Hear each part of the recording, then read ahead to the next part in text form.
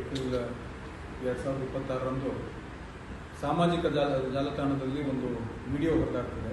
ನಮ್ಮ ಯಲಹಂಕ ಪೊಲೀಸ್ ಠಾಣಾ ವ್ಯಾಪ್ತಿಯಲ್ಲಿ ಇಬ್ಬರು ಹುಡುಗರು ಸುಮಾರು 20-21 ವಯಸ್ಸು ಇರತಕ್ಕಂಥ ಹುಡುಗರು ಗಾಡಿ ಮೇಲೆ ಹೋಗ್ತಾ ಇರುವಾಗ ಆ ಕಡೆಯಿಂದ ಇಬ್ಬರು ಹೆಣ್ಮಕ್ಳು ನಡ್ಕೊಂಡು ಬರ್ತಾ ಇರ್ತಾರೆ. ಅವ್ರಿಗೆ ಅಸಭ್ಯವಾಗಿ ಮುಟ್ಲಿಕ್ಕೆ ಪ್ರಯತ್ನ ಮಾಡ್ತಾರೆ ಅಂತಂದು ಒಂದು ವಿಡಿಯೋ ಬರ್ತಿರ್ತದೆ. ಸೊ ಇಮಿಡಿಯೇಟ್ಲಿ ನಾವು ಅದನ್ನು ವೆರಿಫಿಕೇಶನ್ ಮಾಡಿ ಯಾರು ಎಲ್ಲಿ ಏನಾಗಿದೆ ಅಂತ ಚೆಕ್ ಮಾಡ್ತೀವಿ. ಸೊ ಚೆಕ್ ಮಾಡಿ ನೋಡಿದಾಗ ಯಲಹಂಕ ಪೊಲೀಸ್ ಠಾಣಾ ವ್ಯಾಪ್ತಿನಲ್ಲಿ ಈ ಬಾಗ್ಲೂರು ಮೇನ್ ರೋಡ್ ಏನು ಬರ್ತದೆ ಆ ಮೇನ್ ರೋಡ್ನಲ್ಲಿ ಘಟನೆ ಆಗಿದೆ ಅಂತಂದು ಕಂಡು ಬರ್ತದೆ ನಮಗೆ. ಸೊ ಇಮಿಡಿಯೇಟ್ಲಿ ಒಂದು ಸುಮೋಟೋ ಪ್ರಕರಣನೂ ಕೂಡ ದಾಖಲು ಮಾಡ್ಕೊಳ್ತೀವಿ.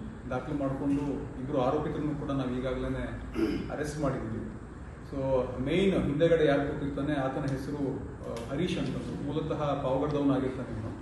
ಬಟ್ ಇಲ್ಲಿ ಬಂದು ರಾಜಾನಗುಂಟೆ ವಾಸವಾಗಿರ್ತಾನೆ. ಒಂದು ಬಿಗ್ ಬಾಸ್ಕೆಟ್ ಅಂತ ಕಂಪ್ನಿನಲ್ಲಿ ಡೆಲಿವರಿ ಬಾಯ್ ಆಗಿ ಕೆಲಸ ಮಾಡ್ತಾ ಇರ್ತಾನೆ.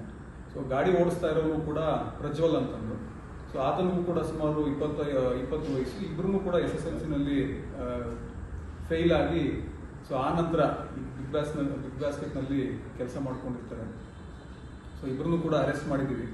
ಸೊ ಈ ರೀತಿ ಮಾಡೋದು ಶಿಕ್ಷಾರ್ಹ ಅಪರಾಧ. ಯಾರೇ ಸಾರ್ವಜನಿಕವಾಗಿ ವೆಹಿಕಲ್ ಓಡಿಸುವಾಗಲಿ ಅಥವಾ ನಡ್ಕೊಂಡು ಹೋಗುವಾಗಲಿ ಹೆಣ್ಮಕ್ಳು ಓಡಾಡ್ತಾ ಇರ್ತಾರೆ, ವಯಸ್ಸಾಗಿರೋರು ಓಡಾಡ್ತಾ ಇರ್ತಾರೆ, ಸಣ್ಣ ಮಕ್ಕಳು ಓಡಾಡ್ತಾ ಇರ್ತಾರೆ. ಈ ರೀತಿ ಅಸಭ್ಯವಾಗಿ ಏನಾದ್ರು ಮಾಡ್ತಾ ಇದ್ದಾರೆ ಅಂತಂದರೆ ಅವ್ರ ವಿರುದ್ಧ ಕಠಿಣ ಕಾನೂನು ಕ್ರಮನ ಜರುಗಿಸ್ತೀವಿ. ಈ ರೀತಿ ಯಾರು ಮಾಡಬಾರ್ದು ಅಂತಂದು ನಮ್ಮ ಇಲಾಖೆಯಿಂದಲೂ ಕೂಡ ನಾವು ತಿಳಿಸ್ತಾ ಇದ್ದೀವಿ.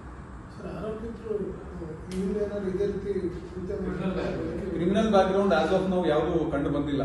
ಇದು ಫಸ್ಟ್ ಅಫೆನ್ಸ್ ಇದೆ. ಸೊ ಇನ್ನು ಮತ್ತೊಮ್ಮೆ ವಿಚಾರಣೆ ಮಾಡ್ತಾ ಇದ್ದೀವಿ. ಪೊಲೀಸ್ ಐಟಿನಲ್ಲೂ ಕೂಡ ನಾವು ಚೆಕ್ ಮಾಡ್ತಾ ಇದ್ದೀವಿ. ಆರೋಪಿಗಳಿಗೆ ಮಹಿಳೆಯರಿಗೆ ಪರಿಚಯಿಸ್ತಾರಲ್ಲ, ಉದ್ದೇಶಪೂರ್ವಕವಾಗಿ ಮಾಡಿದ್ದಾರೆ. Okay sir.